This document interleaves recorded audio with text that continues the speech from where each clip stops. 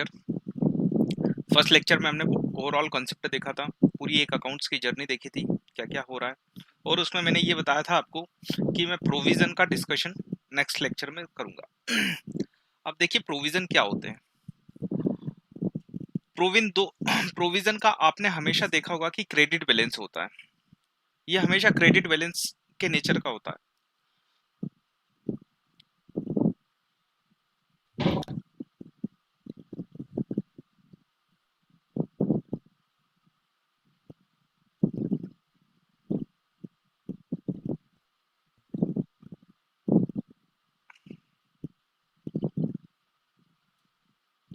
Sir ये link आपने भेज दिया क्या चैट बॉक्स में? हाँ, चैट बॉक्स में मैंने लिंक पेस्ट कर दिया है, वहां से आप कॉपी कर सकते हैं। तो कॉपी करके रख लेना अपने पास, क्योंकि वो जैसे ये जूम मीटिंग ऑफ हो जाएगी तो वो चैट बॉक्स में से चला जाएगा। देख नहीं रहा है सर चैट में एक्चुअली। अच्छा, चैट में दिख नहीं रहा है क्या? किसी किसी के पास भी नहीं आई क्या अभी ये? नहीं sir. Sir but as a usual कोई प्रोसेस है दैट राहुल सेंड्स हाँ, आफ्टर द वो तो क्लास हाँ, या वो तो जस्ट? नॉर्मल है प्रोसीजर। ये जस्ट अभी मैंने अपलोड किया ना, इसलिए मैं अभी आपको इमीडिएट अभी दे रहा था। हाँ जी। यूजुअल प्रोसेस से आपके पास पहुंच जाएगी। Okay sir. Yes. तो देखिए प्रोविजन की हम बात कर रहे थे, तो प्रोविजन क्या होता है? प्रोविजन दो चीजों के लिए बनाया जाता है। देखो प्रोविजन का हमेशा क्रेडिट बैलेंस होता है, आपने देखा होगा। For example provision for income tax, credit balance. Provision for bad dates, credit balance. और बताइए provision for depreciation, credit balance. तो इसका नेचर हमेशा क्रेडिट ही क्यों होता है? Because it's a liability it's kind and of liability and anticipated loss that we need to bear. Yes, मतलब ये दो चीजों के लिए बनाया जाएगा। या तो ये आपके असेट लाइबिलिटी को क्रिएट करेगा या इंक्रीज करेगा, या फिर आपके असेट्स को डिक्रीज करेगा।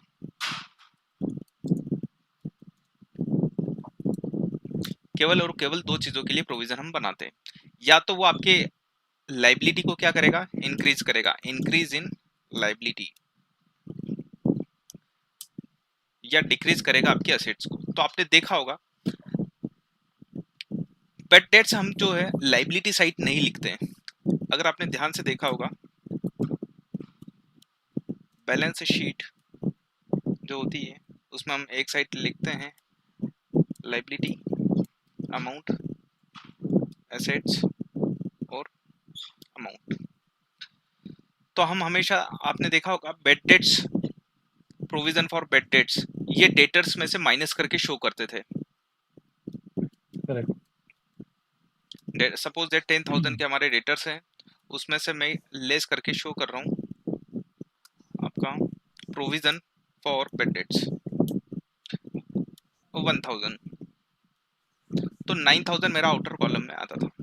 लेकिन जो मेरे लाइबिलिटी से रिलेटेड प्रोविजंस थे, जैसे प्रोविजन फॉर इनकम टैक्स,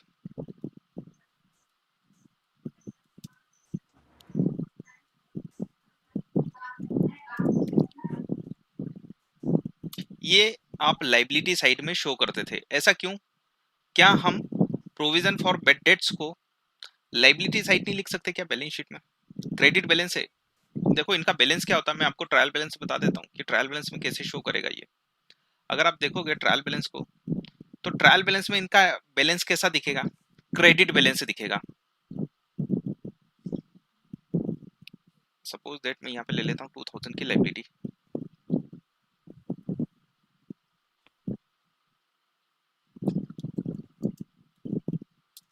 क्या इनका बैलेंस क्रेडिट दिखेगा?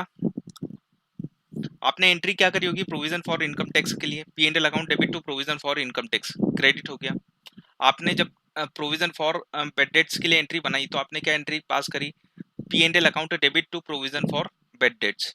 मतलब अल्टीमेट हर जगह प्रोविजन जो हो रहा है वो क्रेडिट हो रहा है, लेकिन एक प्रोविजन को जो है हम लिखते हैं लाइबिलिटी साइड में और एक लिखते हैं असेट साइड में। तो सिंपल सा रीजन है। देखो प्रोविजन दो चीजों के लिए बनाए जाते हैं, या तो लाइबिलिटी के लिए बनाया जाता है या डिक्रीज इन असेट्स के लिए बनाया जाता है। अगर आपका प्रोविजन लाइबिलिटी वाला है तो आप लाइबिलिटी साइड में लिखोगे। अगर आपका प्रोविजन असेट्स को डिक्रीज करने वाला है तो आप क्या करोगे, उसको असेट्स में से माइनस करके दिखाओगे।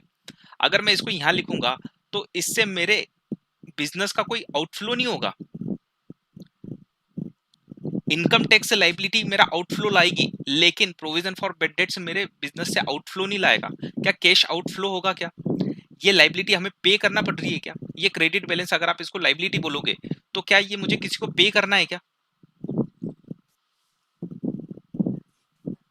देखो, प्रोविजन फॉर इनकम टैक्स क्यों बनाते हैं? क्योंकि ये इनकम टैक्स लाइबिलिटी को शो करता है कि हमें इनकम टैक्स इतना देना पड़ सकता है ना। लेकिन आप जब प्रोविजन फॉर बैड डेट्स बनाते हो तो आप ये बोलते हो क्या कि 1000 मुझे देना पड़ सकता है डेटर्स को?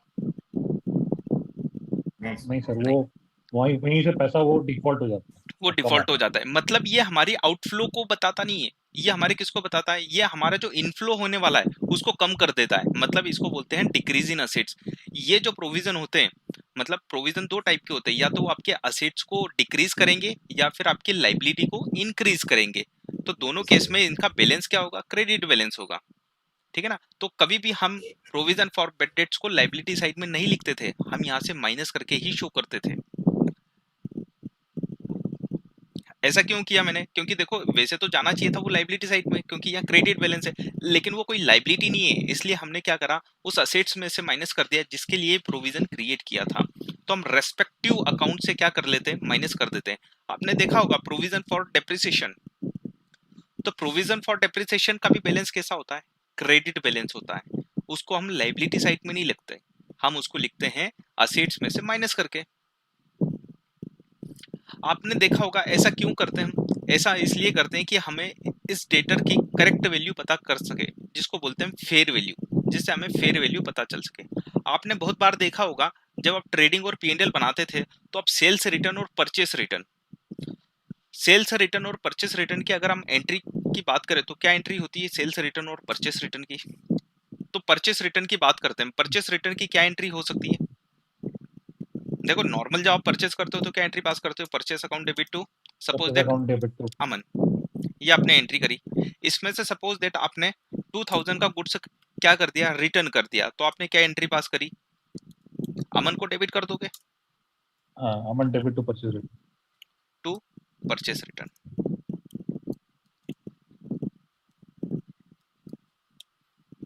ठीक है। अब यहाँ पे ध्यान से देखना, जब आप परचेस दिखाते हो अपने ट्रेडिंग और पीएनएल में, तो परचेस आप कितना दिखाते हो? 8000 या 10000? सर 10,000 दिखाएंगे और 2,000 माइनस कर देंगे। माइनस करके दिखाते हो। लेकिन इसका बैलेंस कैसा है? अगर आप ट्रेडिंग अकाउंट देखोगे ध्यान से, तो ट्रेडिंग अकाउंट एंड पीएनएल आप क्या लिखते हो? डेबिट साइड में लिखते हो to purchase purchase 10,000 minus purchase return 2000, ये माइनस करके, और आउटर कॉलम में आप 8000 लिख देते थे। तो आपका डेबिट कितना हुआ? एक्सपेंसेस 8000 का डेबिट हुआ। लेकिन आप ध्यान से देखो, ये तो क्रेडिट बैलेंस था। अगर परचेस रिटर्न अकाउंट अगर देखने जाओगे तो इसका बैलेंस कैसा रहेगा? क्रेडिट बैलेंस रहेगा 2000। तो आपने डेबिट साइड में लिखा, लेकिन कैसे लिखा? माइनस करके, ताकि आपको क्या पता चल सके? आपकी परचेस की करेक्ट वैल्यू पता चल सके कि नेट परचेस कितनी हुई है। Fair value. अगर आप इसको क्रेडिट में भी लिख दोगे इस परचेस रिटर्न को, तो क्या गलत हो जाएगा क्या?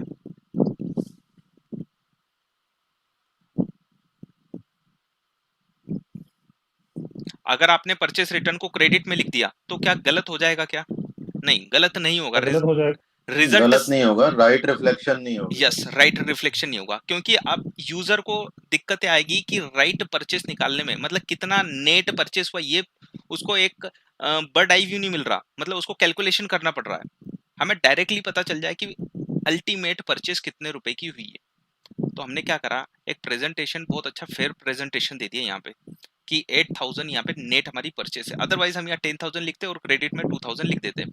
सेम चीज हम यहाँ पे भी वही कर रहे हैं। हम यहाँ पर लिख सकते थे इधर, लेकिन हम नहीं लिख रहे हैं। उसके दो कारण हो गए, एक तो फेयर वैल्यू देना, दूसरी चीज ये हमारी लाइबिलिटी नहीं है, ये हमें कोई पे नहीं करना है, कोई हमारा आउटफ्लो जनरेट नहीं करेगा ये।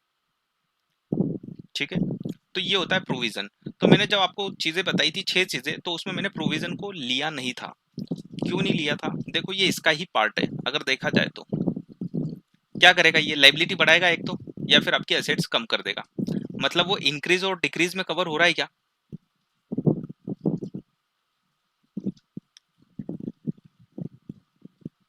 यस, प्रोविजन फॉर लाइबिलिटी है तो वो तो लाइबिलिटी वाले सेक्शन में कवर हो गया, और अगर वो डिक्रीज इन असेट्स है तो वो असेट्स वाले सेक्शन में कवर हो गया। मतलब अलग से मुझे बताने की जरूरत नहीं पड़ेगी उसको।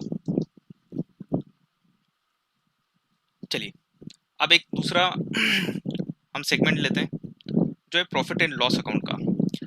मेरा एक जनरल क्वेश्चन है, क्या क्लोजिंग स्टॉक हमारे ट्रायल बैलेंस में अपीयर होता है क्या?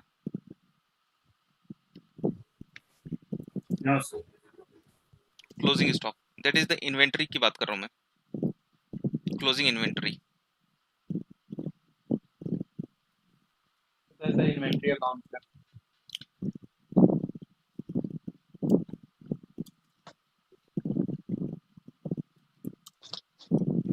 क्या ये ट्रायल बैलेंस में अपीयर होता है या नहीं होता?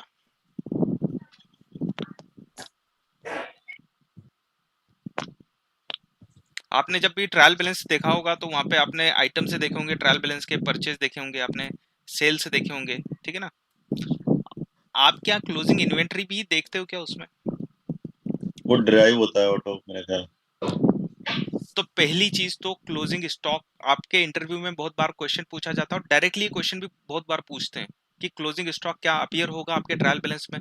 तो जनरली आपका क्वेश्चन आंसर क्या होना चाहिए, क्लोजिंग स्टॉक ट्रायल बैलेंस में नहीं आता। जनरली तो नहीं आता, लेकिन क्या कभी आ सकता है क्या? यस, अगर हम क्लोजिंग स्टॉक का अकाउंट बना ले तो आ सकता है। ऐसा क्यों बोल रहा हूँ कि नहीं आता? पहले वाले क्वेश्चन का आंसर देखते हैं, जरा इसको प्रूफ करते हैं कि क्यों नहीं आता। जब भी आप परचेस करते हो तो आप एंट्री क्या करते थे? Purchase account debit to cash, ये आपने एंट्री कर दी। सपोज दैट 2000 का गुड्स ले लिया आपने। जब आपने सेल्स करी तो आपने क्या एंट्री पास करी?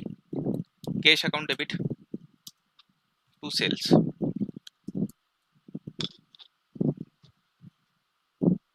3000। लेकिन अब मैं अगर यहाँ डिस्क्रिप्शन में लिख दूं ये मैंने 80 केजी सोल्ड किया है, और मैंने खरीदा कितना था? मैंने 100 केजी खरीदा है। तो आपके पास कितने केजी गुड्स बचा हुआ है अभी भी? अभी भी आपके पास 20 केजी गुड्स बचा हुआ है। Is it right? आपने बाई कितना किया था? आपने 100 केजी बाई किया था, उसमें से आपने सेल्स कितना कर दिया?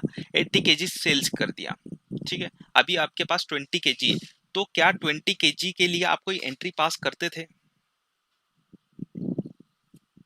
नहीं, आप कभी ऐसी एंट्री पास नहीं करते थे। और जब हम ऐसी एंट्री पास नहीं करेंगे, वो एंट्री किसकी है? क्लोजिंग स्टॉक की। तो क्लोजिंग स्टॉक का अकाउंट अपने आप तो बन नहीं जाएगा।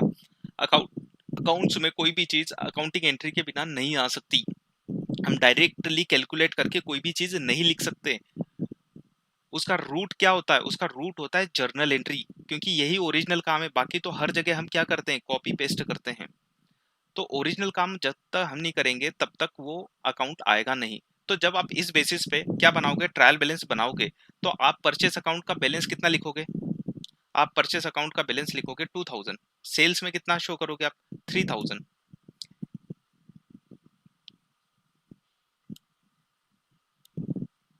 ये डेबिट साइड में, क्रेडिट साइड में, यही आप लिखोगे। तो क्लोजिंग स्टॉक के लिए तो कोई जगह ही नहीं है, क्योंकि क्लोजिंग स्टॉक आपने मेंटेन नहीं किया। लेकिन अगर आप कर देते तो क्या होता उस केस में? तो कर देते तो उस केस में आपकी परचेस कम हो जाती। क्या हो जाती? आपकी परचेस कम हो जाती। Closing stock account debit to purchase. तो कितना गुड्स बचेगा हमारे पास? वैल्यू क्या है? देखो 100 केजी आपने खरीदा 2000 रुपीज में, तो 1 केजी कितने का है? 2000 डिवाइडेड बाय 100 केजी। तो 1 केजी की प्राइस क्या है? 1 केजी की कॉस्ट क्या है? 20 रुपीज। कितनी है? 20 रुपीज। तो 20 केजी की कितनी आ जाएगी? 400। आपके पास स्टॉक कितना बचा? 400 का स्टॉक बचा। ये कैसे निकाला? सबको समझ में आ रहा है? हाँ तो हमारे पास अभी भी स्टॉक कितना बचा हुआ है, 400 का स्टॉक बचा हुआ है। अब देखो ऑटोमेटिकली हमारी परचेस कम हो गई क्या, परचेस अकाउंट यहाँ डेबिट था, यहाँ पे परचेस अकाउंट क्रेडिट हो गया। मतलब हमने क्या कर दिया, परचेस अकाउंट से ट्रांसफर कर दिया किसमें, क्लोजिंग स्टॉक अकाउंट में। अब आप तीनों के लेजर बनाओगे, परचेस का भी बनाओगे, सेल्स का भी बनाओगे, क्लोजिंग स्टॉक का भी बनाओगे, ऑब्वियसली कैश का भी बनाओगे। तो जब आप यहाँ पे लिखोगे तो आप यहाँ पे क्या लिखोगे, क्लोजिंग स्टॉक लिखोगे। मतलब आपका ट्रायल बैलेंस में क्या आ जाएगा, क्लोजिंग स्टॉक आ जाएगा। लेकिन अमाउंट चेंज हो जाएगी। अब क्लोजिंग स्टॉक तो 400 से आ जाएगा, लेकिन यहाँ पे परचेस अब कितने से आएगी, 1600 से, क्योंकि 2000 डेबिट था, क्रेडिट कितना हो गया 400, तो 1600 क्या हो गया हमारा, परचेस हो गया। इसी परचेस को हम बोलते हैं COGS, क्या बोलते हैं हम, cost of goods sold. Good sold. ठीक है ना, हम निकालेंगे फॉर्मूले से, लेकिन पहले तो अंडरस्टैंडिंग, कॉमन अंडरस्टैंडिंग की ये है क्या। चलो यहां तक समझ में आ गया सबको कि क्लोजिंग स्टॉक कब ट्रायल बैलेंस में आ सकता है और कब नहीं आता। जनरली तो नहीं आता क्योंकि हम उसकी कोई एंट्री पास नहीं करते, लेकिन ट्रायल बैलेंस में कब आ सकता है, जब हम उसकी एंट्री पास कर ले पहले ही। जब हमें पता चल गया कि हमारे अकाउंटिंग पीरियड में 100 केजी पूरा गुड्स खरीदा था और 80 केजी आज तक हम सोल्ड कर चुके हैं, तो हमारे पास आज स्टॉक कितना है, 20 केजी का स्टॉक है हमारे पास, उसकी वैल्यू क्या है। अगर हम ये वैल्यूएशन कर ले और उसकी एंट्री पास कर ले तो परचेस एडजस्ट हो जाती है। इसी को हम क्या बोलते हैं, एडजस्टेड परचेस। जो आप ये लिख रहे हो ना, कॉस्ट ऑफ गुड्स सोल्ड, तो इसको हम एक और नाम देते हैं, इसको नाम देते हैं एडजस्टेड परचेस। जैसे कोई बोले आपको परचेस जो है वो एडजस्ट करके आई हुई, तो इसका मतलब ये समझ लेना कि क्लोजिंग स्टॉक आ रहा होगा उसके ट्रायल बैलेंस में। आपको क्लोजिंग स्टॉक मिल जाएगा आपको ट्रायल बैलेंस में, आप समझ जाओगे ये जो परचेस वो एडजस्टेड है। तो इसका क्या बेनिफिट होता है, देखो अब मैं आपको ट्रायल बैलेंस से ट्रेडिंग अकाउंट से पूरा एनालिसिस करवाता हूँ।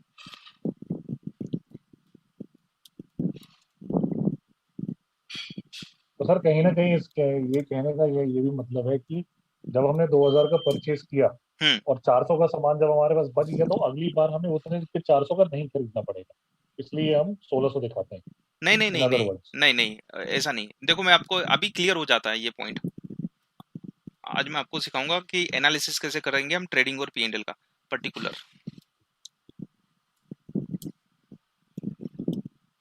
अमाउंट।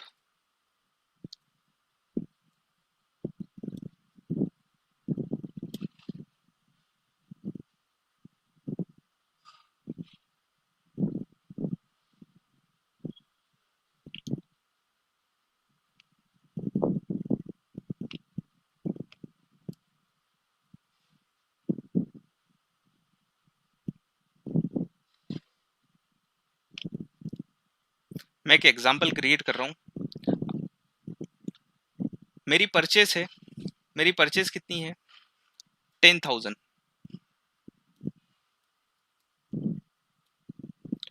ये 10,000 रुपीज की है। ये 100 केजी खरीदा मैंने गुड्स,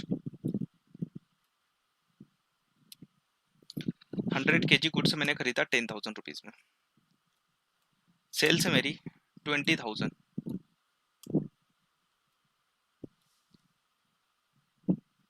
80 केजी गुड्स। आपको क्या करना है, आपको बनाना है, ये ट्रायल बैलेंस की इंफॉर्मेशन है। किसकी ये इंफॉर्मेशन है, ट्रायल बैलेंस की इंफॉर्मेशन है कि इतनी इतनी हुई। तो आप क्या करते थे, आप यहाँ पे ट्रेडिंग अकाउंट में क्या पहुंचा दोगे, परचेस 10,000 बाय सेल्स 20,000 आपने यहाँ पे पहुंचा दिया। ये क्या करते थे, आप ट्रांसफर करते थे। बुक्स क्लोज करते तो हम सारे नॉमिनल अकाउंट कहाँ ट्रांसफर कर देते हैं, ट्रेडिंग अकाउंट और P&L अकाउंट में ट्रांसफर कर देते हैं। और नॉमिनल अकाउंट क्या होते हैं, नॉमिनल अकाउंट एक्सपेंसेस का अकाउंट, इनकम का अकाउंट, प्रॉफिट का अकाउंट और लॉस का अकाउंट। ये 4 टाइप के अकाउंट नॉमिनल अकाउंट होते हैं। ठीक है, तो हमने ये कहाँ पहुंचा दिए, ये हमने पहुंचा दिए सारे के सारे ट्रेडिंग अकाउंट में। अब आप ईयर एंड पे क्या करते हो, आप देखते हो कि ये तो मैंने 100 केजी खरीदा था ओनली, और मैंने बेचा कितना है, 80 केजी। आपके पास 20 केजी अभी भी बचा हुआ है, तो आप यहाँ पे क्लोजिंग स्टॉक लिखते थे, बाय क्लोजिंग स्टॉक। और आप क्या निकाल लेते थे इस बेसिस पे, जीपी निकाल लेते थे, ग्रॉस प्रॉफिट या ग्रॉस लॉस जो भी आएगा। तो अब आप ध्यान से देखोगे तो यहाँ पे ये 10,000 लिखने का मीनिंग क्या निकलता है, ये समझ गए हम, तो हम सारी चीजें समझ जाएंगे। इसका मतलब ये होता है कि मैंने इस अकाउंटिंग पीरियड का एक्सपेंडिचर कितना माना, मैंने इस अकाउंटिंग पीरियड का एक्सपेंडिचर माना 10,000। कितना माना, 10,000। बिल्कुल मैंने इस अकाउंटिंग पीरियड की इनकम कितनी मानी, 20,000 मानी। 20,000 लेकिन आप क्या निकालना चाहते हो ये बना के, आप निकालना चाहते हो आपके बिजनेस ने कितना प्रॉफिट कमाया। तो आप क्या करते हो, कंपेयर करते हो। किसको कंपेयर करते हो, आपके इनकम को आपके एक्सपेंसेस से कंपेयर करते हो। तो आपका क्या निकल के आ जाता है, डिफरेंस। डिफरेंस आपका या तो प्रॉफिट निकलेगा या लॉस निकलेगा। लेकिन इन दोनों की कंपेरेबिलिटी क्या होना चाहिए, सेम प्लेटफॉर्म पे होना चाहिए, मतलब वो सेम लेवल पे होना चाहिए। आप क्या बोल रहे हो, आप ये बोल रहे हो कि 80 केजी मैंने गुड्स सोल्ड किया, तो आपको कॉस्ट कितने की लेना चाहिए, 100 केजी की लेना चाहिए, 80 केजी की। 80 के। आप कब बोल पाओगे कि आपने प्रॉफिट कमाया, आप जब कंपेयर करोगे सेल्स प्राइस को। किससे कंपेयर करोगे, 80 केजी की कॉस्ट से। अभी आप कंपेयर कर रहे हो 100 केजी की कॉस्ट से। अगर इन दोनों का अगर मैं डिफरेंस निकालूं तो क्या आएगा, वो सही लेवल पे प्रॉफिट नहीं निकाल के देगा मुझे। तो मुझे क्या करना चाहिए, मुझे 80 केजी की कॉस्ट क्या, चलिए कैलकुलेट करते हैं। 1 केजी कितने का आता है, 10,000 अगर 100 केजी में खरीदा है तो 1 केजी की कॉस्ट क्या, 100 100 रुपीज पर केजी हमने गुड्स खरीदा हुआ है। हमने बेचा कितना, 80 केजी। तो 80 केजी की कॉस्ट कितनी हुई, 8,000। करेक्ट। तो मतलब आपने 8,000 का गुड्स कितने रुपए में बेच दिया, 20,000 में बेचा, 20,000 20,000 में सेल किया। तो आपको प्रॉफिट कितना होना चाहिए, 12,000। तो आप बिना स्टॉक निकाले भी लॉजिकली क्या कर सकते हो, ग्रॉस प्रॉफिट निकाल सकते हो। आपको तो इसकी कॉस्ट चाहिए थी ना, ये यहाँ पे क्या लिखी हुई है, तो 100 केजी की कॉस्ट लिखी हुई है। मतलब हमने क्या करा, एक मैचिंग कॉन्सेप्ट चलता है। मैचिंग कॉन्सेप्ट क्या बोलता है, आपके इनकम को कंपेयर और करना है एक्सपेंस किससे, आता है। एक्सपेंसेस से। लेकिन सेम प्लेटफॉर्म पे होना चाहिए ना। मतलब 80 केजी का अगर आप इनकम मान रहे हो तो 80 केजी का एक्सपेंसेस कितना, ये लो। आपने तो यहाँ 100 केजी का लिखा है, इसलिए हम क्या बोल रहे हैं, हमने एक्सपेंसेस कितना बुक कर लिया, हमने 10,000 एक्सपेंसेस बुक कर लिया, मतलब 100 केजी का एक्सपेंसेस बुक कर लिया। लेकिन हमें कितना करना चाहिए था, 80 केजी का एक्सपेंसेस बुक करना चाहिए था, राइट ना। अगर हम 80 केजी का करते तो एकदम रिजल्ट बराबर आता ना। हमारा ऑब्जेक्टिव क्या है, प्रॉफिट निकालना, ठीक है ना। तो अगर हम यहाँ पे 80 केजी की कॉस्ट लिख देते तो मामला पूरा बराबर सही होता। लेकिन हमने यहाँ, देखो गलती नहीं बोलेंगे लेकिन फिर भी अब समझने के लिए बोल रहे हैं कि हमने गलती से 10,000 लिख दिए। मतलब आपने कितना एक्सेस अमाउंट लिख दिया, आपने 2,000 रुपए से ज्यादा एक्सपेंसेस बुक कर लिए। क्या कर लिए, 2,000 रुपए से ज्यादा एक्सपेंसेस बुक कर लिए। चलिए आपने अगर ज्यादा बुक कर लिए तो उसको रिवर्स कर दो यहाँ पे, आप 2,000 यहाँ पे लिख दो। आपने अगर डेबिट कर दिया तो 2,000 रुपए को क्रेडिट कर दो। तो क्या ये इम्पैक्ट 8,000 नहीं दिख रहा आपको। अब बताओ नेट कितना डेबिट हुआ, नेट हमारा 8,000 डेबिट हुआ, होना भी चाहिए था। इसीलिए हम यहाँ पे क्लोजिंग स्टॉक लिखते थे, क्योंकि हमारी परचेस हमने टोटल ले रखी है। ठीक है, समझ में आया ना क्लोजिंग स्टॉक यहाँ पर क्यों लिखा जाता था। यहाँ 2,000 रुपीज क्यों क्रेडिट कर रहे हैं हम ट्रेडिंग अकाउंट को, क्योंकि हमने सारी की सारी परचेस कहाँ ट्रांसफर कर दी, ट्रेडिंग अकाउंट में ट्रांसफर कर दी।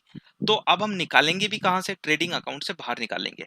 तो आपकी एक जर्नल एंट्री पास होती थी इस समय, जब आप देखते थे कि जब आपको क्लोजिंग स्टॉक यहाँ लिखना होता था तो कोई भी एंट्री बिना अकाउंटिंग एंट्री के मतलब कोई भी पोस्टिंग बिना अकाउंटिंग एंट्री के नहीं आ सकती। तो आपने ये क्लोजिंग स्टॉक डायरेक्टली यहाँ पे लिख दिया, तो डायरेक्टली लिख नहीं सकते, उसके लिए एंट्री पास करना होती है। क्या एंट्री पास करते हैं उस केस में, क्लोजिंग स्टॉक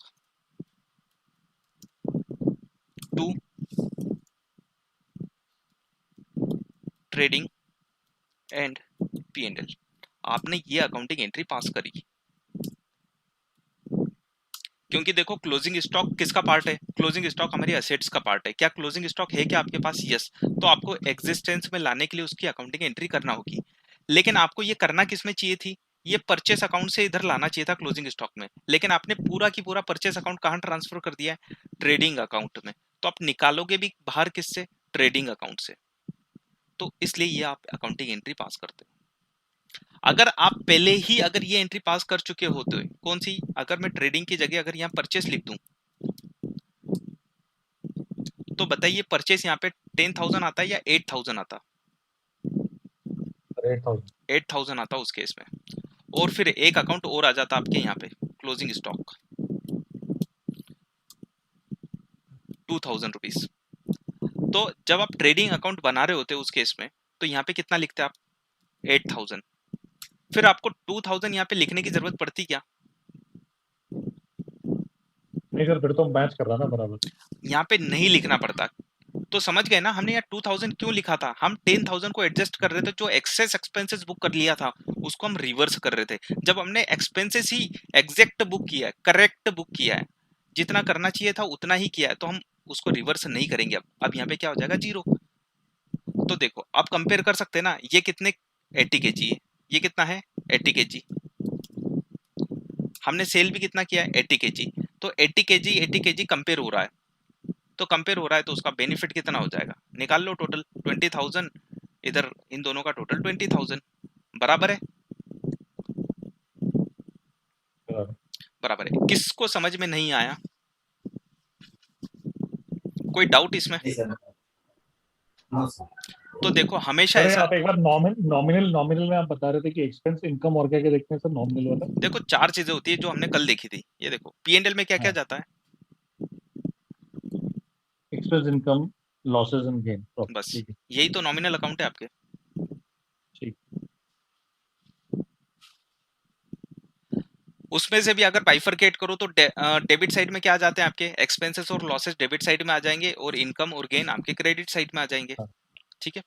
तो अब वापस हम बात करते हैं, बार बार हम जब 12th में या 11th में पढ़ते थे तो हमें हमेशा ऐसा बोला जाता था कि क्लोजिंग स्टॉक 2 जगह जाता है, एक जाता है ट्रेडिंग में और एक जाता है बैलेंस शीट में। तो क्या ये स्टेटमेंट सही है क्या? सर वो इसलिए सही है क्योंकि आखिर क्लोजिंग स्टॉक बच है तो हमारी इन्वेंट्री, और एसेट हम बैलेंस शीट में दिखाते हैं, इन्वेंट्री वो हमारा एसेट ही होता हाँ, वो असेट्स है। ये तो ट्रू है कि ये असेट्स में तो आएगा, क्योंकि ये किसका पार्ट है? ये बैलेंस शीट का पार्ट है। तो हमारी जो है। क्लोजिंग स्टॉक है वो यहाँ पे आना ही चाहिए, क्योंकि असेट्स होती है हमारी क्लोजिंग स्टॉक, तो यहाँ तो आना चाहिए। लेकिन क्वेश्चन ये है, क्या क्लोजिंग स्टॉक 2 जगह आता है क्या? एक तो बोला जाता है कि एक तो बैलेंस शीट में तो आना ही चाहिए और आता है, और एक ट्रेडिंग और P&L में भी आना चाहिए। तो क्या ये स्टेटमेंट सही है क्या 2 जगह आता है? अकॉर्डिंग टू एडजस्टमेंट्स नहीं। तो अब ध्यान रखना, कभी भी क्लोजिंग स्टॉक 2 जगह नहीं आता। आप यहाँ पे जो क्लोजिंग स्टॉक को यहाँ क्रेडिट नहीं कर रहे हो, आप क्रेडिट कर रहे हो ट्रेडिंग और P&L को, जो मैंने आपको लेजर अकाउंट बनाते समय बताया था कि ये अकाउंट डेबिट या क्रेडिट होता है। ये तो जस्ट इंफॉर्मेशन है कि क्यों डेबिट या क्रेडिट किया है। ओके। तो ये अकाउंट डेबिट या क्रेडिट हो रहा है, यहाँ पे ट्रेडिंग अकाउंट क्या हो रहा है? क्रेडिट हो रहा है। देखो जब हमने एंट्री पास करी थी यहाँ पे अभी थोड़ी देर पहले, तो क्या लिखा था? टू ट्रेडिंग, ठीक है ना? तो ट्रेडिंग अकाउंट क्रेडिट हो रहा था, ना कि क्लोजिंग स्टॉक क्रेडिट। तो क्लोजिंग स्टॉक का इंपैक्ट तो असेट साइड में ही जाता है। ऐसा क्यों? देखो अगर हम ऐसा रूल बना लेंगे कि 2 जगह इंपैक्ट जाता है, तो फिर जब ये एडजस्ट होके आएगी परचेज, तो बच्चा क्या गलती करता है कि 2 जगह लिखना है और वो यहाँ पे लिख देता है, वो एकदम फ्लो में होता है और वो यहाँ पे भी लिखता है और उससे उसका आंसर गलत हो जाता है।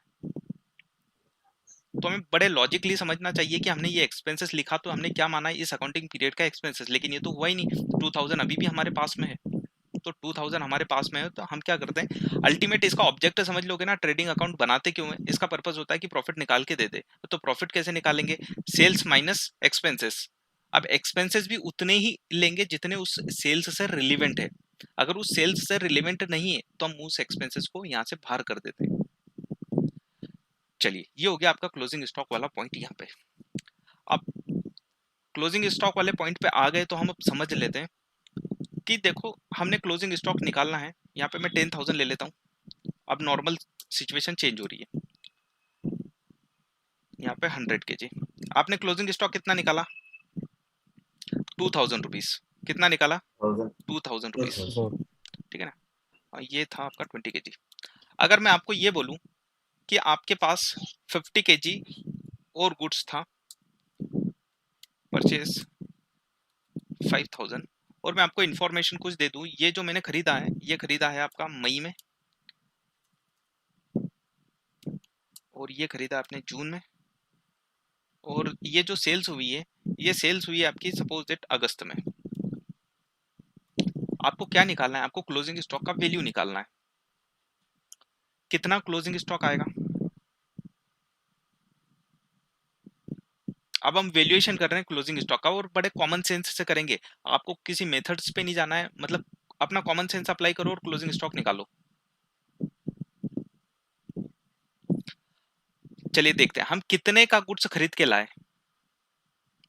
हम 150 केजी खरीद के लाए, 150 केजी खरीद के लाए 10,000 और 5,000 में, ठीक है। उसमें से 80 केजी बेच दिया हमने और उसमें से 20 केजी अभी भी सॉरी 70 केजी आ जाएगा, 70 केजी आपके पास रिमेनिंग है। तो इस 70 केजी की कॉस्ट कितनी? अगर मैं रेट लिखूं यहाँ पे, तो रेट क्या है? 100 है, 100 है। तो what is the closing stock? 7.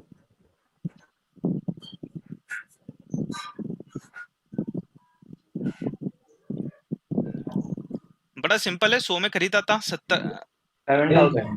7,000 है ना, क्योंकि आप देखोगे तो रेट अभी बिल्कुल चेंज नहीं है।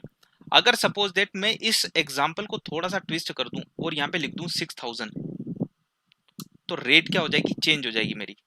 रेट क्या हो जाएगी? 120 हो जाएगी। अब बताइए अब क्लोजिंग स्टॉक कितना आएगा? 8,000. कितना? 8,000. 8,000। और कोई दूसरा आंसर?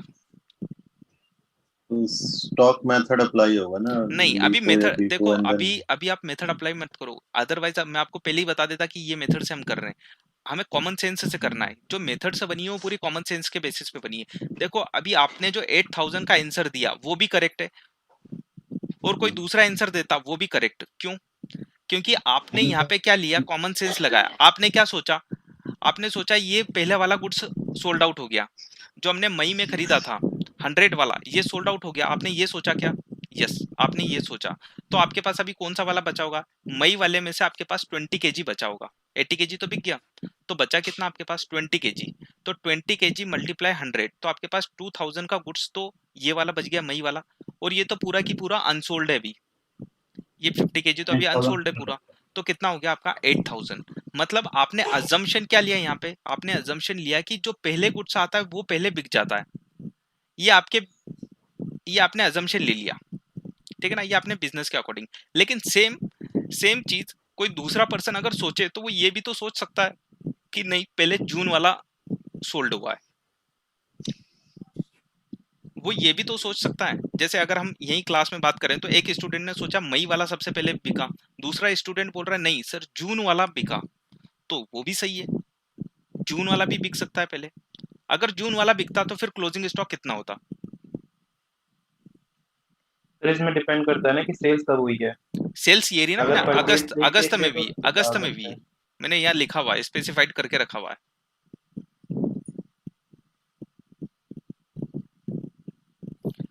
अगस्त में भी है, और सेकंड स्टूडेंट का ओपिनियन ये है कि ये जून वाला पहले बिक गया, तो फिर उस केस में क्लोजिंग स्टॉक कितना आएगा?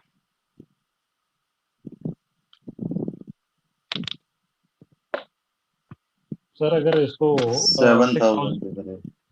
तो ऑब्वियसली ये तो 50 केजी पूरा की पूरा बिक गया, और 30 केजी इसमें से भी बिक गया होगा। टोटल 80 केजी बिका है आपका गुड्स, तो उसमें से 50 केजी तो ये पूरा की पूरा सोल्ड आउट हो गया, इसमें से 30 सोल्ड आउट हो गया, तो बचा कितना? ये 70 केजी पूरा की पूरा हमारा 100 रुपीज रेट वाला बचा हुआ है, मई वाला गुड्स बचा हुआ है। तो आंसर क्या आएगा? 7,000। 7,000. अब देखो दो स्टूडेंट के ओपिनियन अलग अलग थे, इसलिए दोनों के आंसर अलग अलग आ गए, और दोनों सही है, दोनों आंसर सही है। इसी को हम बोलते थे फीफो मेथड। देखो फीफो मेथड अजम्पशन के बेसिस पे बनी है, तो हमें क्या करना पड़ता है एज ए हमारे जब हम फाइनेंशियल रिपोर्ट्स तैयार करते हैं तो फाइनेंशियल रिपोर्ट में हमें लिखना पड़ता है कि हमने कौन सी मेथड फॉलो करी है, अदरवाइज थर्ड पर्सन को क्या पता कि हमने कौन सा अजम्पशन लिया है। तो हम वहां पे लिख देते हैं कि हम कौन सा मेथड फॉलो कर रहे हैं, हम लीफो मेथड फॉलो कर रहे हैं या फीफो मेथड फॉलो कर रहे हैं। जैसे ही हम ये लिख देते हैं तो सामने वाला समझ जाता है, अच्छा जैसे हमने फीफो लगाया तो वो समझ जाएगा कि मई वाला पहले बिका। जैसे हमने वहां पे लिखा कि हमने लीफो मेथड से निकाला है आंसर, तो वो समझ जाएगा कि ये जून वाला पहले बिक गया। इससे क्या इंपैक्ट पड़ रहा है? इससे स्टॉक पे इंपैक्ट पड़ता है। देखो आपका स्टॉक कितना आ रहा है फीफो में? फीफो में आ रहा है आपका स्टॉक 8,000। लीफो में कितना आ रहा है? लीफो में आ रहा है 7,000। सेम चीज है, स्टॉक भी सेम है, 70 केजी है, लेकिन ओपिनियन चेंज हो गए। ओपिनियन चेंज होने के कारण ये चेंज हो गया। ये ऐसा चेंज आया क्यों? लेकिन वो कौन सा फैक्टर है, वो कॉस्ट फैक्टर है, उसको हम बोलते हैं कॉस्ट ऑफ गुड्स सोल्ड। ऐसा कॉस्ट ऑफ गुड्स सोल्ड के कारण होता है, जब आप फीफो यूज कर रहे होते हैं तब आपकी कॉस्ट ऑफ गुड्स सोल्ड ज्यादा आ रही है या कम आ रही है?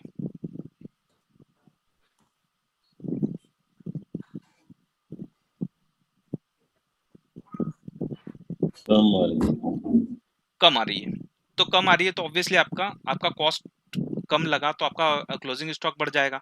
अगर आपका कॉस्ट ऑफ गुड्स ज्यादा है तो ऑब्वियसली आपका क्या क्लोजिंग स्टॉक कम हो जाएगा, है ना। मैं इसका इम्पैक्ट एक टेबल बना के बताऊंगा आपको कि इम्पैक्ट क्या होता है। चलिए, ये समझ में आ गया।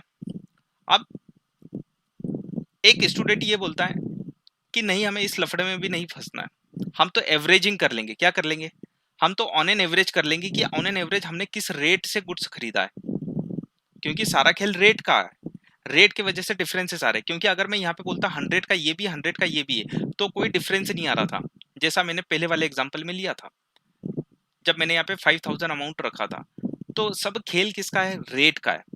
तो एक स्टूडेंट ये बोलता है कि नहीं, हम इसकी एवरेजिंग कर लेते हैं। इसका सम कितना आ गया? 210। इसको हम क्या कर लेंगे? एवरेज कर लेंगे, डिवाइडेड बाय 2। Divide by 2। तो हमने एवरेज रेट निकाल ली। एवरेज रेट क्या है? 110। 110। मतलब आप क्या बोलना चाहते हो कि हमने जो गुड्स खरीदा है उसकी ऑन एन एवरेज कॉस्ट हमें कितनी पड़ी? 110 रुपए। केजी के हिसाब ठीक है ना। तो आपने ऑन एन एवरेज 110 रुपए का गुड्स खरीदा है, तो आपके पास कितना गुड्स पड़ा हुआ है अभी भी? 70 केजी। से 20। तो 70 केजी पड़ा है तो आपके पास क्लोजिंग स्टॉक कितना हो गया? 7700। इसमें आप मल्टीप्लाई करोगे तो कितना आ जाएगा? 7,700। 7700। तो देखो, एवरेज मेथड में आपने क्या निकाला?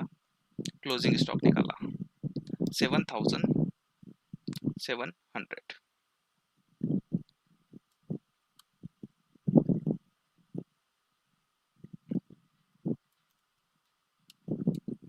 लेकिन एक 4th नंबर के स्टूडेंट ने बोला नहीं, ये थोड़ी सी मेथड गलत है। क्यों गलत है? क्योंकि ये इस मेथड में इसका इम्प्रूव्ड वर्जन यूज करना चाहिए। एक स्टूडेंट का ये ओपिनियन है। वो ये बोलता है कि इसने क्वांटिटी डिस्काउंट को ध्यान में नहीं रखा। मतलब ये क्वांटिटी को ध्यान में नहीं रख रहा ये एवरेज मेथड। आप जब ज्यादा माल खरीदते हो तो आपको थोड़ा सा चीपर प्राइस पे गुड्स मिलता है। देखो, जैसे आपने 100 केजी खरीदा तो आपको 100 रुपए में पड़ा। जब आपने 50 केजी खरीदा तो आपको 120 रुपए में गुड्स पड़ा। मतलब जब भी आप बल्क क्वांटिटी में खरीदते हो तो आपको गुड्स कैसा मिलता है? चीपर प्राइस पे मिलता है, होलसेल प्राइस पे मिलता है। यस या नो? करेक्ट। करेक्ट। एक बार रीज्वाइन हो जाइए, मैं वापस ले लेता हूँ। तो हम देखो क्या करते हैं इसमें। 4th बच्चे का ये ओपिनियन आया है कि इसमें क्वांटिटी इंपैक्ट नहीं है, क्वांटिटी को कंसीडर नहीं करता। जब हम बल्क में खरीदते हैं तब थोड़ा सा चीपर प्राइस पे हमें गुड्स मिल जाता है, तो इसने क्वांटिटी डिस्काउंट को इग्नोर कर दिया। तो हम क्या बोल रहे हैं कि अब आप कॉस्ट का एवरेज लो, ना कि रेट का। कॉस्ट का एवरेज लोगे तो कैसे निकालोगे? 10,000 प्लस 6,000 कितना हो जाएगा? 16,000। इन 16,000 को डिवाइड कर दोगे, आपने कितना गुड्स परचेज किया? 150 केजी परचेज किया। तो आपके पास जो रेट निकल के आ रहा है वो 1 केजी का रेट निकल के आएगा। इसी रेट को हम क्या बोल रहे हैं? Weighted average rate. वेट किसका दिया हमने? वेट दिया हमने केजी का, क्वांटिटी का वेट दे दिया रेट में, तो इसको बोला हमने वेटेड एवरेज रेट। ठीक है। आपके पास कितनी क्वांटिटी अभी अनसोल्ड है? 70 केजी। तो 70 KG multiply this rate,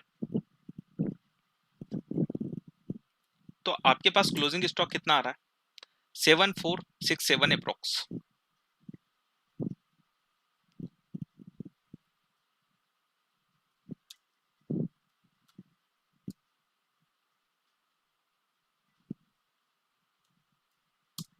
seven four six.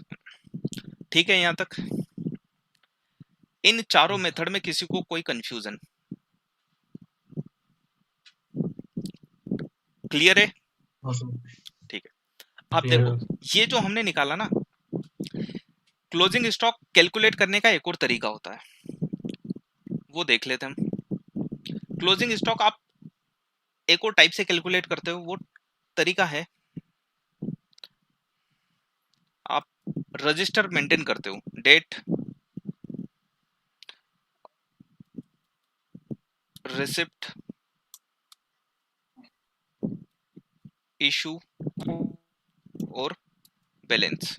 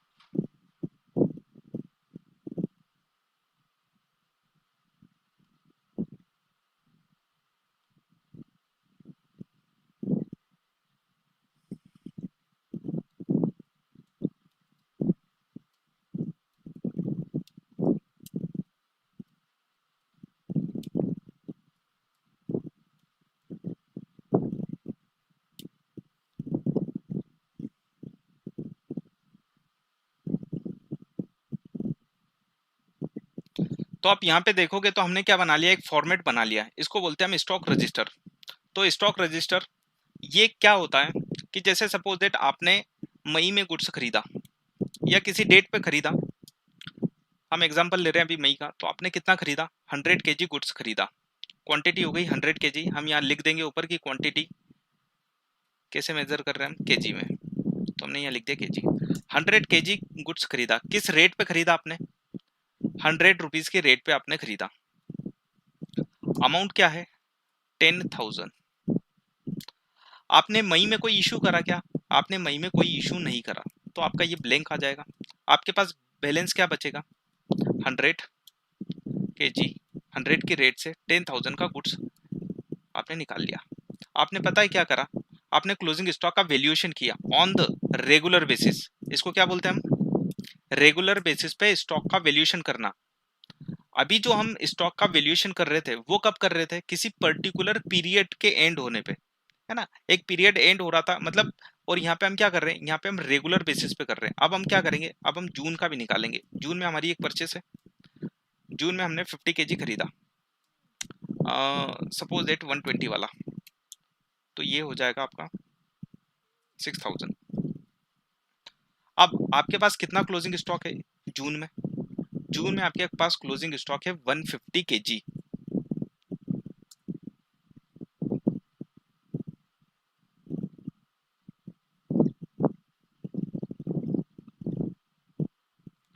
किस रेट का है, किस रेट का है, कोई बता सकता है, कोई बता सकता है, नहीं। अब हमें क्या करना पड़ेगा, इसको बाइफरकेट करके लिखना पड़ेगा, क्योंकि हमारे पास दो टाइप के स्टॉक हो गए, एक तो 100 वाला हो गया और एक 120 वाला हो गया। तो हम इसको क्या करेंगे, अलग अलग बाइफरकेट करके लिखेंगे। हम इसको ऐसा लिखेंगे कि हमारे पास एक तो 100 वाला पड़ा है और एक 120 वाला पड़ा है। ये तो है 100 वाला और ये है आपका 120 वाला। ये है आपका 10,000 का और ये है आपके पास 6,000। तो टोटल आपके पास स्टॉक जो है वो है 16,000। तो आपने जून मंथ का जो स्टॉक निकाला वो क्या निकाला, वो निकाला 16,000। चलिए मैं थोड़ा सा डेट कर देता हूं तो और ज्यादा क्लियरिटी आएगी। मैं सपोज डेट इसको ले लेता हूं 1 मई 2020 और इसको ले लेता हूं 15 जून 2020। अब मैं थर्ड इशू कर रहा हूं, अगस्त में इशू कर रहा हूं। सपोज डेट मैंने ये इशू करा है आपका 10 अगस्त को।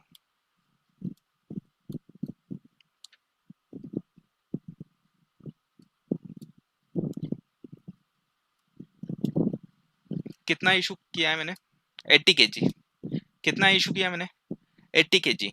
अब देखो 80 केजी कौन सा वाला किया मैंने, 100 वाला किया या 120 वाला किया, 100 वाला। तो आपने क्या लिया यहाँ पे, अजम्पशन ले लिया। इशू तो मैं ये भी कर सकता था, लेकिन आपने क्या लिया यहाँ पे, अजम्पशन। तो अजम्पशन क्या लिया आपने, फीफो मेथड का अजम्पशन लिया। जब आप ये वाला अजम्पशन लोगे कि 100 वाला जा रहा है, 100 वाला जा रहा है, तो आप अपने रिपोर्ट में क्या लिखोगे, हमने फीफो मेथड फॉलो करिए। अगर आप ये बोलोगे कि 120 वाला पहले जा रहा है तो आप अपनी रिपोर्ट में क्या लिखोगे, हमने लीफो मेथड फॉलो करी, ठीक है ना। तो आपको अजम्पशन ठीक है। लेना है, ठीक है ना। अब सपोज दैट आप 100 वाला यहाँ पे जा रहा है, तो कितने का चला गया आपका, 8000 का चला गया। तो आपके पास 8000 क्लोजिंग स्टॉक कितना बचेगा, क्लोजिंग स्टॉक आपके पास एक तो 20 और एक ये 50 पूरा बचेगा।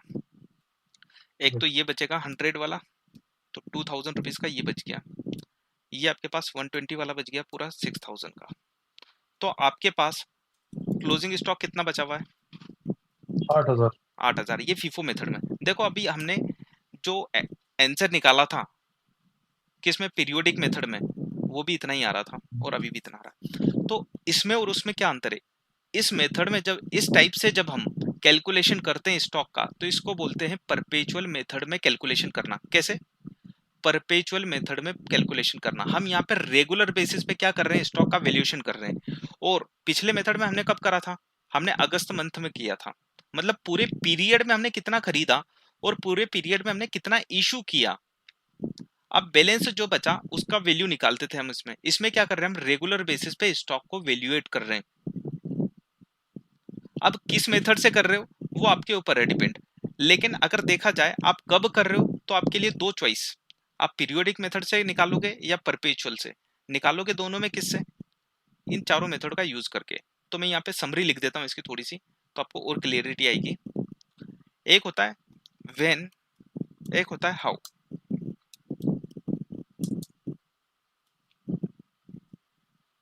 तो सर अभी आपने ये जो टेबल बनाया नीचे, अगर हम ये लीफो की जगह फीफो की जगह अगर हम लीफो लगाते तो हाँ बैलेंस कुछ चेंज होता है क्या? बिल्कुल बिल्कुल, ये देखो अगर आप लीफो करते हैं, ये मैं क्वेश्चन पूरा लूंगा, आप ये फुल फ्लेज क्वेश्चन आपको चारों मेथड से इसको सॉल्व करके दिखाऊंगा। आज टाइम कम है इसलिए मैं इसको यहीं एंड कर रहा हूं, ताकि मैं आपको ये बता सकूं कि परपेचुअल मेथड क्या होती है।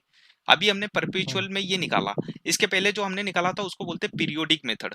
पीरियोडिक में भी चारों मेथड से निकालते हैं हम, और परपेचुअल में भी चारों मेथड से निकालते हैं। लेकिन अब ये मेथड मेथड कंफ्यूज हो जाता है, तो आपको ऐसा लगेगा कि ये कितनी हो गई, 4 और 4 8 मेथड हो गई, और 2 वो मिला के 10 हो गई। नहीं, तो ये 10 नहीं है। ये समझो कि वेन, वेन मतलब पीरियोडिक। आपको कैलकुलेट कब करना है, क्लोजिंग स्टॉक कब निकाल रहे हो उसको क्या बोलेंगे, तो आपके पास पीरियोडिक और परपेचुअल आपके दिमाग में आएगा। परपेचुअल उसको आप कैलकुलेट करोगे, जैसे आपने डिसाइड किया कि हम हर महीने क्या करेंगे, हर महीने क्लोजिंग स्टॉक को कैलकुलेट करेंगे, तो आपने क्या बोला, आप पीरियोडिक मेथड फॉलो कर रहे हो। लेकिन आपने क्या बोला, नहीं हम रेगुलर बेसिस पे स्टॉक का वैल्यूएशन करेंगे, तो आप क्या बोलना चाह रहे हो, आप बोलना चाह रहे हो हम परपेचुअल मेथड फॉलो करेंगे। अब आपने ये तो डिसाइड कर लिया कि आप पूरे मई मंथ का क्या करोगे, पूरे मई मंथ का क्लोजिंग स्टॉक निकालोगे। तो आप उसमें किस मेथड से निकालेंगे, मतलब व्हेन मतलब कब करोगे, हाउ कैसे करोगे, कैसे निकालोगे। तो फीफो मेथड का यूज कर सकते हो आप लीफो का कर सकते हो, आप एवरेज का कर सकते हो, आप वेटेड एवरेज का यूज कर सकते हो। ये चारों मेथड आप यहाँ पर भी यूज कर सकते हो, और ये चारों मेथड आप यहाँ पे भी यूज कर सकते हो। देखो स्टॉक वैल्यूएशन आप इन चारों मेथड से निकालोगे। कब करना है, अगर बोला जाए कि पीरियोडिक तो आप पूरे पीरियड का निकाल लोगे, अगर आपको बोला जाए परपेचुअल तो आप इस टाइप से रेगुलर बेसिस पे निकालोगे। अच्छा इसमें एक और चीज, मैंने आपको ये नहीं बोला कि डेली बेसिस पे स्टॉक निकालना है, मैंने क्या वर्ड यूज कर रहा हूं बार बार में, रेगुलर बेसिस। रेगुलर बेसिस का मतलब होता है जब जब स्टॉक में मूवमेंट आएगा तब तब हम क्या करेंगे, स्टॉक का वैल्यूएशन करेंगे। जैसे अगर क्यों ऐसा बोल रहा हूं कि रेगुलर नहीं बनाना, अच्छा अगर मैं रेगुलर बनाता तो मैं 2 मई को भी स्टॉक का वैल्यूएशन करता, तो 2 मई को मेरा स्टॉक कितना आता,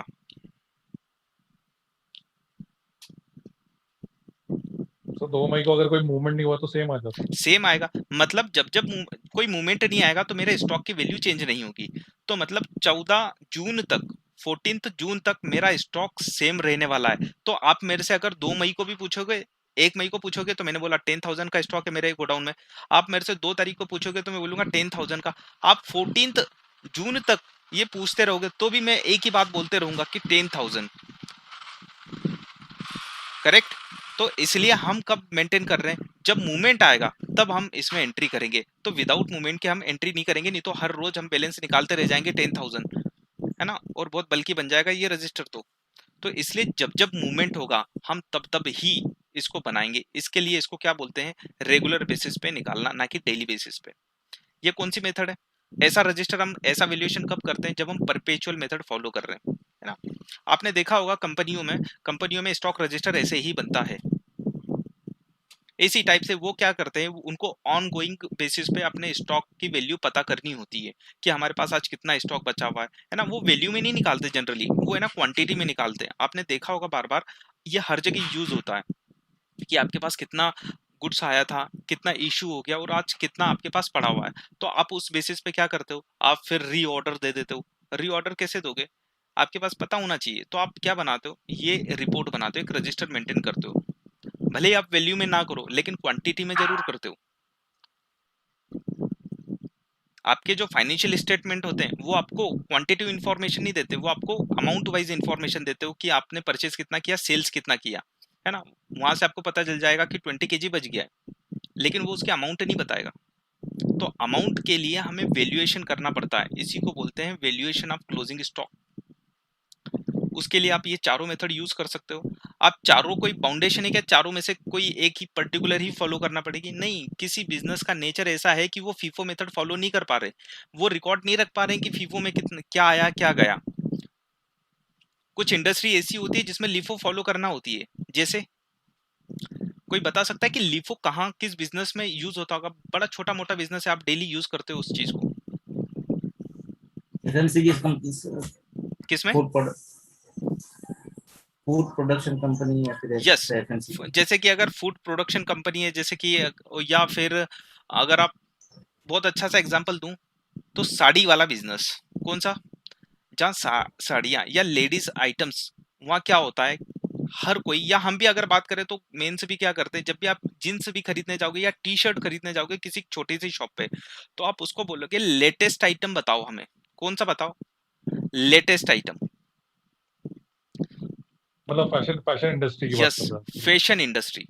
तो फैशन इंडस्ट्री क्या होगी, यहाँ पे एक तरीके से लीफो यूज कर सकती है, उसके लिए सुटेबल है वो।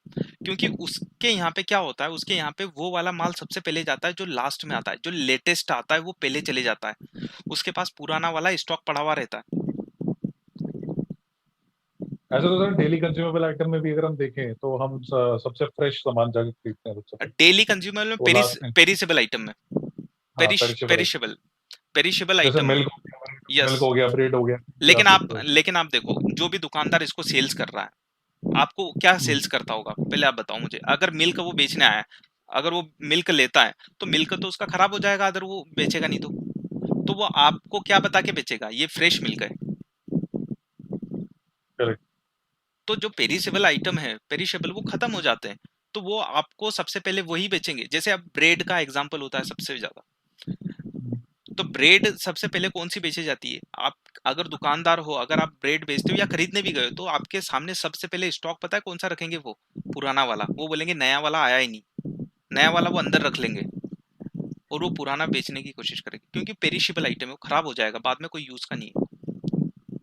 लेकिन यही चीज अगर हम बात करें फैशन इंडस्ट्री में, आप जींस की शॉप पे गए, आपने बोला कि ये नई डिजाइन आई है, इस टाइप का एक जींस मुझे चाहिए, वो आपको पुराने दिखाने की कोशिश करेगा, लेकिन फिर भी आप उसको डिनाई कर दोगे, नहीं मुझे तो नया वाला ही देखना है, तो फिर वो आपको नया वाला आया हुआ लेटेस्ट वाला दिखा देगा, तो आप उसको सिलेक्ट करके ले जाओगे। तो मतलब उसके पास इकट्ठा कौन सा हो रहा है? उसके पास इकट्ठा हो रहा है पुराना वाला गुड्स, जो पुराना वाला आइटम उसके पास इकट्ठा होते जाएगा।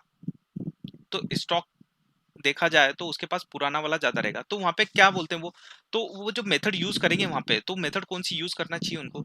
मेथड लिफो यूज करना चाहिए, लास्ट इन फर्स्ट आउट। इससे क्या इंपैक्ट आएगा था? इससे प्रॉफिट पे इंपैक्ट आएगा। ऑब्वियसली जो आपने लेटेस्ट खरीदी है वो शायद महंगी हो, क्योंकि इन्फ्लेशन का भी रोल होता है। करेक्ट। तो वो महंगी होती है, उसकी कॉस्ट ऑफ तभी गुड्स, प्राइस में ऊपर, तभी प्राइस में वेरिएशन आ गया। यस। तो उसमें क्या होता है ना, कॉस्ट ऑफ गुड्स सोल्ड ज्यादा निकलता है, तो कॉस्ट ऑफ गुड्स सोल्ड ज्यादा निकलेगा तो आपका प्रॉफिट कम आएगा, और प्रॉफिट कम आएगा तो इनकम टैक्स के पॉइंट ऑफ व्यू से देखा जाए तो टैक्स कम लगेगा, ठीक है ना। तो प्लानिंग करते हैं लोग, कॉस्ट से ही खेलते हैं, मतलब क्लोजिंग स्टॉक से ही प्ले करते हैं कि कैसे कॉस्ट ऑफ गुड्स सोल्ड। अच्छा, इसका एक छोटा सा जाते जाते एक एग्जांपल और ले लेता हूं मैं। जब आपका ये देखा जाता है कि ओवर वैल्यूएशन और अंडर वैल्यूएशन का क्या इंपैक्ट पड़ता है। ओवर वैल्यूएशन, ये डायरेक्ट क्वेश्चन पूछे जाते हैं। ओवर वैल्यूएशन ऑफ, चलिए मैं यहाँ लिख देता हूँ, ओवर वैल्यूएशन और अंडर वैल्यूएशन। किसकी बात करें हम? क्लोजिंग स्टॉक की बात करें कि अगर क्लोजिंग स्टॉक को अंडर वैल्यूड कर लें और ओवर वैल्यूड करें तो इसका प्रॉफिट पे क्या इंपैक्ट आएगा? प्रॉफिट इंक्रीज होगा या डिक्रीज होगा? ओवर वैल्यूएशन करने से प्रॉफिट बढ़ता है या कम होता है? सर घटता है मेरे हिसाब से। अगर हम ओवर वैल्यूड कर लेंगे तो आपका कहना है कि डिक्रीज हो जाएगा। क्या सभी का ऐसा ही कहना है? Yes, sir. प्रॉफिट इंक्रीज हो जाएगा अगर ओवर वैल्यू करेंगे। प्रॉफिट इंक्रीज होता है। प्रॉफिट होगा, देखो प्रॉफिट प्रॉफिट होगा है ना, प्रॉफिट बढ़ जाएगा। क्यों? जब आप ट्रेडिंग अकाउंट को इमेजिन करो, देखो मैं यहाँ पे इमेजिन करवाता हूँ आपको। अगर आप यहाँ पे क्लोजिंग स्टॉक की वैल्यू ज्यादा लिख दोगे, सपोज दैट आपने यहाँ पे 10,000 लिख दिया, तो आप देखोगे इधर क्रेडिट वाला टोटल कितना हो गया? 30,000 हो गया, ठीक है ना। 30,000 ये हो गया, तो यहाँ पर आपका जो बैलेंस निकलेगा ज्यादा निकलेगा ना। यहाँ प्रॉफिट कितना हो जाएगा अब आपका?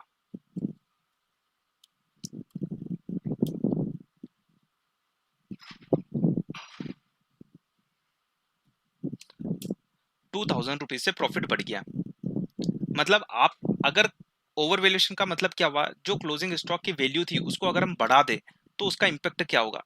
चलिए यहीं से इस लेवल से भी हम देखते हैं, चेक करते हैं। अगर मैं ओवर वैल्यूड कर लूं, मतलब 10 को 12 कर दूं, 10,000 की जगह में 12,000 लिख दूं, तो मेरा प्रॉफिट 2,000 से बढ़ जाएगा, ये 16,000 हो जाएगा।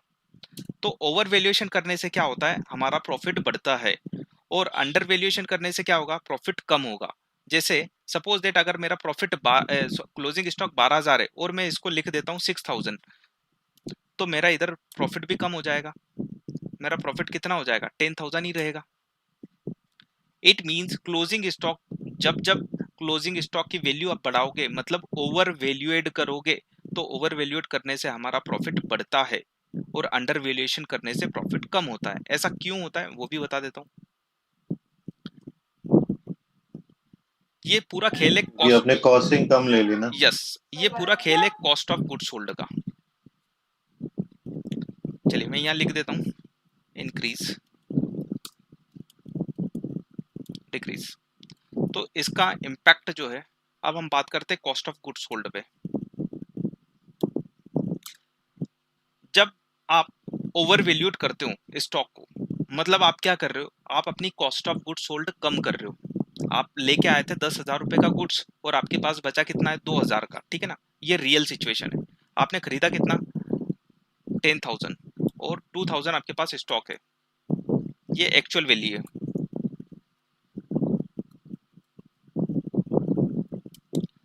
इट मींस ये क्या बताना चाह रहा है? आपका सीओजीएस कितना है?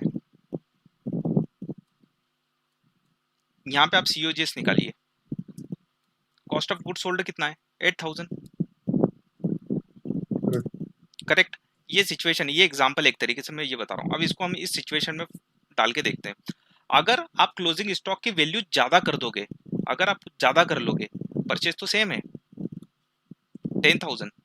अगर आप क्लोजिंग स्टॉक की वैल्यू बढ़ा दोगे, कितनी कर दोगे? आप बोलोगे नहीं मेरे पास तो 3,000 रुपए का गुड्स बचा हुआ है, तो आपका देखो कॉस्ट ऑफ गुड्स सोल्ड क्या हो जाएगा? 7,000 आ जाएगा। मतलब आपने अपना खर्चा कम माना, क्या माना? आपने कॉस्ट कम मानी, तो कॉस्ट कम आने से अब क्या होगा? प्रॉफिट इंक्रीज हो जाएगा ना। अब देखो इनका रिलेशन जब आप कॉस्ट ऑफ गुड्स सोल्ड आपकी क्या हो जाएगी? ओवर वैल्यूएशन करने से कॉस्ट ऑफ गुड्स सोल्ड क्या हो जाएगी? चलिए मैं प्रॉफिट को बाद में लिखता हूँ ताकि आपको इंपैक्ट समझा सकूं।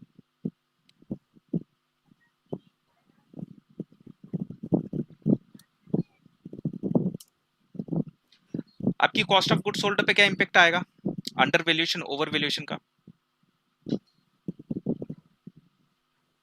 आपकी कॉस्ट ओवर वैल्यूएशन से बढ़ेगी या कम होगी?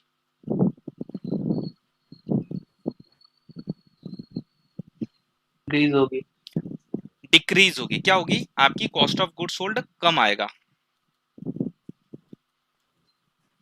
और अंडर वैल्यूएशन करने से क्या होगा, मतलब आपने क्लोजिंग स्टॉक की वैल्यू कम कर दी और सीओजीएस बढ़ा दिया, तो ये हो जाएगा इंक्रीज। increase होगा। अब इनका रिलेशन देखना, जब कॉस्ट ऑफ गुड सोल्ड कम होगा तो ऑब्वियसली आपका प्रॉफिट बढ़ेगा, जब cost of good sold increase होगी तो ऑब्वियसली प्रॉफिट आपका कम हो जाएगा, ठीक है ना। इसी को बोलते हैं अंडर वैल्यूएशन और ओवर वैल्यूएशन। ये डायरेक्ट आपसे पूछा जाता है रिलेशनशिप कि क्लोजिंग स्टॉक को अगर ओवर वैल्यूड कर दिया जाए तो उसका इम्पैक्ट प्रॉफिट पे क्या पड़ेगा, तो प्रॉफिट पे क्या इम्पैक्ट पड़ेगा, प्रॉफिट इंक्रीज हो जाएगा।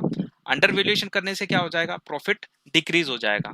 लेकिन इसका ड्राइवर कौन है, अगर देखा जाए तो इसका ड्राइवर है कॉस्ट ऑफ गुड सोल्ड।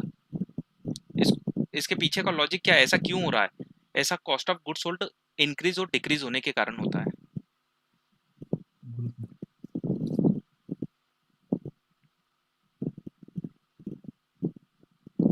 आप यहाँ पे देखो, आप यहाँ देख सकते हो क्लियरली। अगर हम यहाँ पे क्या करेंगे, हम यहाँ पे अगर ये मान के चलते हैं, पुराना वाला एग्जांपल ले लेते हैं, हम यहाँ पे हटा देते हैं ये, और यहाँ पे मैं 2000 ले लेता हूँ, यहाँ 20 kg,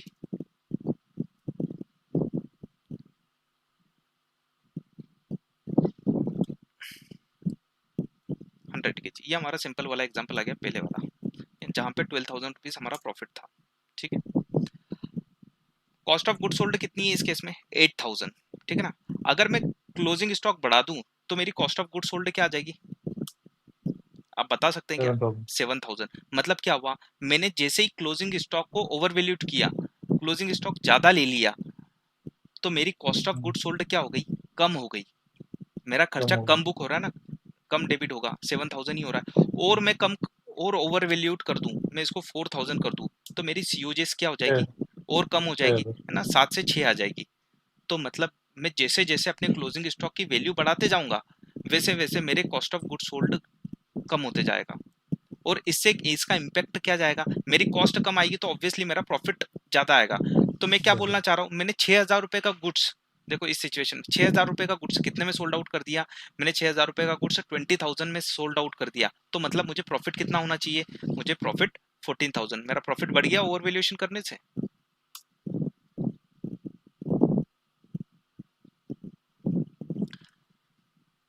सही बात। ठीक है ना, तो यहाँ से भी आप अंडरस्टैंड कर सकते हैं। चलिए अब हम मिलते हैं नेक्स्ट क्लास में, आज का टाइम यही हो गया। सर वो चैट शेयर कर दीजिए प्लीज।